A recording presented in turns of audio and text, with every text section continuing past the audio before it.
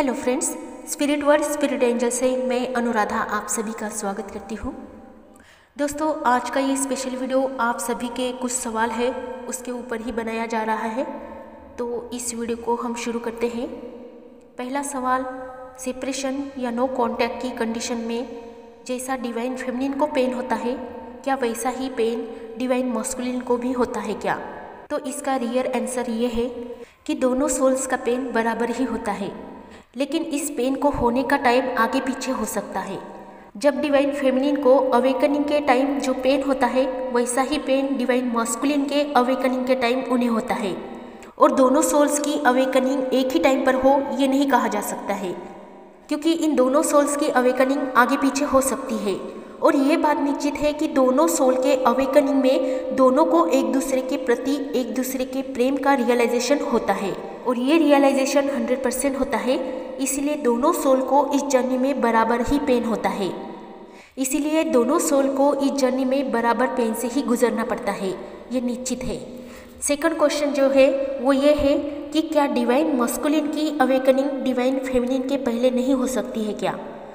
तो हो सकती है, बिल्कुल हो सकती है, लेकिन बहुत ही कम केसेस में ऐसा हो सकता है कि डिवाइन मस्कुलिन की पहले अवेकनिंग हो जाती है और उसके बाद वो डिवाइन फेमिनिन के जीवन में एंट्री करते हैं, या उनकी अवेकनिंग के बाद ही उन्हें अपने काउंटर पार्ट से मिलवाया जाता है। लेकिन ज़्यादातर केसेस में डिवाइन फेमिनिन की ही अवेकनिंग पहले होती है, लेकिन ये भी ज़रूरी नहीं कि डिवाइन फेमिनिन की ही पहले अवेकनिंग हो। ये भी हो सकता है कि डिवाइन मस्कुलिन की अवेकनिंग पहले हो जाए। चाहे किसी भी सोल की अवेकनिंग पहले हो जाए, एनर्जी वाइज डिवाइन मस्कुलिन हो या डिवाइन फेमिनिन हो, चाहे कोई भी सोल हो, लेकिन इनका केंद्र बिंदु एक ही होता है कि इन दोनों सोल को बाद में संतुलन की स्थिति में आना होता है। डीएम एनर्जी को और डीएफ एनर्जी को दोनों को बैलेंस की स्टेज में आना होता है। डीएम की एनर्जी को बैलेंस करने के लिए आपको अपने मणिपुर चक्रा पर ज़्यादातर काम करना होता है। मणिपुर चक्रा जो कि हमारी नाभि के नज़दीकी भाग में 2 उंगलियों के नीचे होता है, जिसका कलर येलो होता है। उसका बीज मंत्र रम होता है। रम का बीज मंत्र लगातार उच्चारण करने से ये चक्रा आपका हील होता है, और बहुत से डिवाइन सोल्स को ये सेशन में पावरफुली बीज मंत्र दिए गए हैं। उससे भी बहुत ही आसानी से आप इस चक्रा को हील कर सकते हैं, उसे एक्टिवेट कर सकते हैं। और उसके लिए आपको सिट्रीन येलो कलर के क्रिस्टल भी दिए हैं, जो कि ब्रासलेट के रूप में आपको दिए हैं, उसे भी आप यूज़ कर सकते हैं। जब भी आप इस मंत्र का जाप कर रहे हो, आपको ये सिट्रीन का क्रिस्टल अपने बॉडी पर धारण करना है। आप वो ब्रासलेट भी पहन सकते हो, या जो भी आपके पास क्रिस्टल आपको दिया है, आपको एंजल भी मिले हैं तो एंजल भी आप अपने साइड में रख सकते हो, जिसकी वजह से भी आपका ये सोलर प्लेक्सस यानी कि मणिपुर चक्रा हील हो जाएगा। और क्रिस्टल का यूज़ करके आप बहुत ही आसानी से उस पर काम करने में सफल हो जाएंगे। नेक्स्ट जो सवाल है वो ये है कि जब कोई एक सोल बहुत ही ज़्यादा इनर वर्क करती है, तो उसके दूसरे पार्टनर को उसका रियलाइजेशन कब तक होता है और वो सही ट्रैक पर कब तक आ सकता है? तो इसका जवाब डिपेंड करता है कि वो सोल कितनी जल्दी अपने आप में संतुलित अपने आप को बनाती है, और वो कितने लंबे या कितने कम समय में वो अपने अंदर के डीएम और डीएफ का मिलन अपने अंदर ही करवाती है। क्योंकि जब तक आपके अंदर की ये दोनों एनर्जीज को आप अपने अंदर स्वयं घटित होते हुए महसूस नहीं करते हैं, तब तक आपकी आत्मा बाहर के काउंटर पार्ट की ही तरफ दौड़ लगाती रहती है। और जिस समय ये बाहर की दौड़ खत्म हो जाए, तब आप ये अनुभव स्वयं देख लेंगे कि अब आपकी बाहर की दौड़ खत्म हो गई है और आप अंदर ही अंदर सब कुछ महसूस कर रहे हैं। अपने अंदर आप शांति को महसूस कर रहे हैं, अपने अंदर आप समाधान को महसूस कर रहे हैं, अपने अंदर आप समाधान और पीस को महसूस कर रहे हैं। तो समझ लेना कि आपके अंदर की दोनों एनर्जीज का मिलन हो चुका है, और अब आपकी आत्मा अपने दूसरे आत्मा के लिए बाहर से परेशान नहीं हो रही है। और इसके लिए आपको डीएम और डीएफ की बैलेंसिंग करना ही ज़रूरी है। तो इसके बारे में आप ज़्यादा से ज़्यादा एनर्जी का अभ्यास करें, ब्लॉकेजेस को हील करें, 7 चक्रास पर काम करें। क्रिस्टल का भी आप पावरफुली यूज़ कर सकते हो, जिससे आपकी डीएम एनर्जी और डीएफ एनर्जी को आप बैलेंस कर पाए। तो नेक्स्ट जो सवाल है वो ये है कि क्या मैरिड ट्विन फ्लेम भी रीयूनाइटेड होते हैं क्या, और वो कैसे इस जर्नी को पूरा करते हैं? और मैरिड होते हुए भी या हस्बैंड और वाइफ के होते हुए भी किसी और से यानी कि हमारे ट्विन से प्रेम करना सही है या गलत है?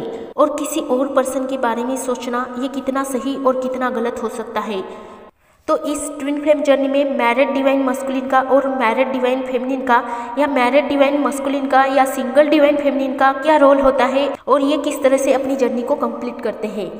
तो जो मैरिड डिवाइन मस्कुलिन और मैरिड डिवाइन फेमिनिन है, इनके ऊपर मैं इस वीडियो में आपको कोई भी जवाब नहीं देना चाहूँगी, क्योंकि ये बहुत ही बड़ा टॉपिक है और उस पर सही से बात करने के लिए मुझे समय की आवश्यकता है।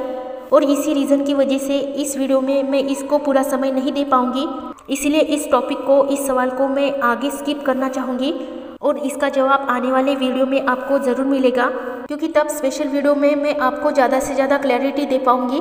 तो इसलिए आपको थोड़ा पेशेंस रखना है। आने वाले नेक्स्ट वीडियो में मैं ज़रूर इसको एक्सप्लेन करूँगी। नेक्स्ट जो सवाल है वो ये है कि ट्विन फ्लेम जर्नी में अपने फाइनेंशियल स्टेटस को कैसे बढ़ाएं। बहुत ही अच्छा सवाल है।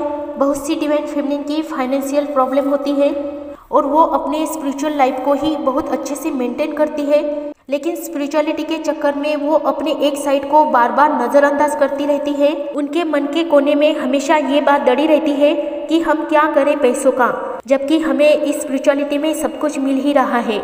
हमारी आत्मा परमात्मा से जाकर टकरा गई है और ऐसे में अब ये मटेरियलिस्टिक जीवन का आनंद लेकर हम क्या करेंगे। तो इस तरह की सोच वो अपने अंदर बढ़ाती रहती है और आखिर में इन सब चीज़ों को हमें छोड़कर ही जाना होता है। तो फिर हम इन चीज़ों को पाने के चक्करों में अपना समय क्यों बर्बाद करें। और इसी सोच की वजह से वो अपना सारा समय स्पिरिचुअलिटी को देती है, आध्यात्मिकता को देती है और अपने 3D वर्ल्ड को वो नज़रअंदाज करती रहती है। आध्यात्मिक यात्रा में अपनी आप की खुद की उन्नति करना, अपनी आत्मा की उन्नति करना, अपनी सोल ग्रोथ करना, अपनी खुद की आत्मिक प्रगति करते रहना, यही उसका मेन मकसद बन जाता है और आध्यात्मिकता को ही वो फर्स्ट प्रायोरिटी देने लगती है, जिसकी वजह से उसकी एक साइड ऊपर उठने लगती है, लेकिन दूसरी साइड जो मटेरियल चीज़ों से भरी हुई होती है वो घटने लगती है और वो अपने 5D वर्ल्ड को संवारते संवारते 3D को पूरी तरह से इग्नोर करने लगती है, जिसकी वजह से वो अपनी आर्थिक स्थिति पर ध्यान नहीं देती है। और ज़रूरी नहीं कि वो सोल सिर्फ डिवाइन फेमिनिन की ही हो, डिवाइन मस्कुलिन की सोल भी फाइनेंशियल चीज़ों में कमज़ोर हो सकती है। यहाँ पर एनर्जी की बात हो रही है, यहाँ पर बॉडी की बात नहीं है, यहाँ पर एनर्जी की बात है।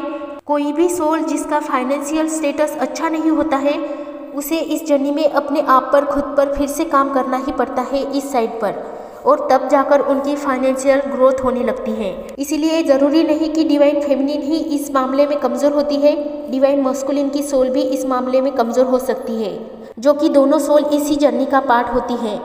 इसीलिए वो सोल अपनी आध्यात्मिक यात्रा में सफल तो रहती है, लेकिन उसकी सांसारिक यात्रा या उसका मटेरियलिस्टिक जीवन कमज़ोर हो जाने लगता है। और जैसे ही उसके सामने उसके काउंटर पार्ट की, यानी उसके ट्विन फ्लेम की एंट्री होती है, तो उसी पर से, उसी एक ही झलक में वो अपने आप को निहार के देखती है, तो उसे अपने अंदर दुनिया भर के ब्लॉकेजेस दिखने लगते हैं, जो कि सांसारिक लाइफ से जुड़े हुए होते हैं।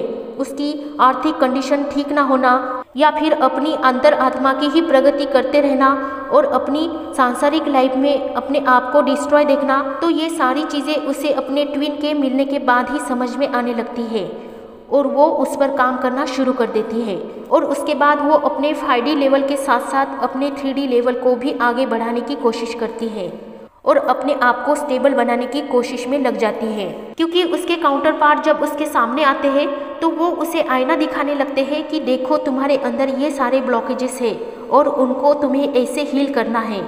और वैसे ही वो सोल भी अपने साथी को इसी तरह का ट्रिगर देती है कि तुम्हें भी 5D लेवल में अपने आप को बैलेंस रखना है, इसीलिए तुम भी पैसों के ही पीछे ना भागते हुए अपने 5D लेवल को भी बैलेंस में करो। तो ये दोनों सोल एक दूसरे के ब्लॉकेजेस को एक दूसरे को दिखाकर उस पर काम करके अपने आप को बैलेंस में लाने की कोशिश में लगते हैं और ये दोनों सोल अपने काम में लग जाती हैं। और जो सोल 3D में बैलेंस नहीं होती है वो अपने 3D को बैलेंस करने लगती है, और जो सोल 5D में बैलेंस नहीं होती है वो अपने 5D वर्ल्ड को बैलेंस करने लगती है। और जैसे ही ये दोनों सोल बैलेंस की स्टेज में आते हैं, इनको फिर से रियूनाइटेड करवाया जाता है। तो आपका इम्पोर्टेंट सवाल ये भी है कि हम अपने फाइनेंशियल स्टेटस को कैसे ग्रो करें। तो ये भी आपके लिए कोई इतना डिफिकल्ट काम नहीं होता है। आपको अपने क्रिएटिविटी पर काम करना होता है, आपको अपने अंदर की इंट्यूशन पावर को स्ट्रॉन्ग बनाना होता है, अपने इनर वॉइस को आपको सुनना होता है, गहराई से सुनना होता है, और आपके अंदर क्या टैलेंट है और उस पर आपको कैसे बेटर काम करना होता है, ये आपको समझना होता है और उसके अनुसार आपको अपने कार्य को अंजाम देना होता है। और ये काम भी आपको मेडिटेशन के थ्रू ही करना होता है, या फिर आप अपने 7 चक्रास को बैलेंस करने से भी ये काम आपका आसान हो जाता है। सबसे इम्पोर्टेंट चक्रा जो होता है, जो आपका सोलर प्लेक्सस चक्रा होता है, जो कि मणिपुर चक्र कहा जाता है, ये चक्रा एक्टिवेट होने पर आपका फाइनेंशियल स्टेटस भी ग्रो हो जाता है। आप ज़्यादा से ज़्यादा इस चक्रा पर काम कीजिए, अपनी मेडिटेशन पावर को बढ़ाइए, अपनी इच्छा शक्ति को बढ़ाइए, एकाग्रता को बढ़ाकर आप सही दिशा में काम कर सकते हो। मणिपुर चक्र का बीज मंत्र आप सभी को मैंने बहुत बार बताया है, रम इसका बीज मंत्र है। इस बीज मंत्र का बारंबार आप जब अभ्यास करते हो, इस चक्र का जब आप बारंबार उच्चारण करते हो, तो ये आपका चक्र एक्टिवेट होने लगता है। तो इसलिए इस मणिपुर चक्र पर आप सबसे ज़्यादा काम कीजिए, मनी ग्रोथ के लिए, जॉब के लिए, बिजनेस ग्रोथ के लिए, फाइनेंशियल ग्रोथ के लिए। और सारी समस्याएं आपकी इसी मणिपुर चक्र से ही रिलेटेड है। आप इस चक्र को हील करें। इसको हील करने के लिए आप पावरफुली क्रिस्टल का यूज़ भी कर सकते हो, सिट्रिन क्रिस्टल का यूज़ कर सकते हो, सिट्रिन क्रिस्टल ब्रासलेट का यूज़ कर सकते हो, या फिर आप किसी भी सिट्रिन स्टोन का यूज़ कर सकते हो। टाइगर आई क्रिस्टल का भी आप यूज़ कर सकते हो। मनी अट्रैक्शन के लिए सबसे पावरफुल क्रिस्टल जो पायराइट होता है, उसका भी यूज़ आप इस जर्नी में कर सकते हो। पायराइट क्रिस्टल जो होता है वो सबसे स्पेशल क्रिस्टल होता है, जो कि स्पेशली मनी अट्रैक्शन के लिए काम करता है। उसका भी आप यूज़ इस जर्नी में कर सकते हो। मनी अट्रैक्शन के लिए मनी मैग्नेट की तरह ये क्रिस्टल आपके ऊपर काम करता है और आपकी जो भी फाइनेंशियल समस्या हो रही है उस पर भी आपको सफलता मिलेगी। और बहुत से ऐसे मनी मैग्नेट ब्रासलेट हैं जो आपको यहाँ से मिल जाएंगे। आप कभी भी अपने ऑर्डर को बुक कर सकते हैं। बहुत से ऐसे लोग हैं जिनका इन क्रिस्टलों पर विश्वास नहीं है, तो उनके लिए मैं कहना चाहूँगी, तो मैं भी ऐसे ही थी, मेरा भी किसी भी क्रिस्टल पर विश्वास नहीं था, लेकिन मैंने भी अपने इस जर्नी में क्रिस्टल की ही सहायता ली है। और मैंने बहुत बड़े किसी हीलर से अपना जो सेशन करवाया था, उनसे ही क्रिस्टल बाय किए थे और उसका रिजल्ट भी मुझे 100% मिला था। इसलिए मैं इन पर विश्वास करती हूँ और ये 100% वर्क करते हैं। और आज जो गहने मैं स्पिरिचुअलिटी में पहनती हूँ, ये सब इन्हीं क्रिस्टलों के पहनती हूँ। मैंने क्रिस्टलों को गहने का रूप दिया है और मैं हमेशा उनको अपने बॉडी पर धारण करती हूँ। ये मुझे पीस देते हैं, शांति देते हैं, समाधान देते हैं, और जैसे कि मुझे डिवाइनल गहनों का अनुभव भी देते हैं। तो अपना अपना विश्वास है, जिनको विश्वास नहीं है वो ना पहने, जिनको विश्वास नहीं है वो ना पहने। अपनी अपनी सोच होती है, अपना अपना विश्वास होता है और अपने विश्वास से ही आगे बढ़ना होता है। फिर चाहे सामने वाला आपको कुछ भी कहे, उसके ऊपर आपको बिलीव ही नहीं करना होता है।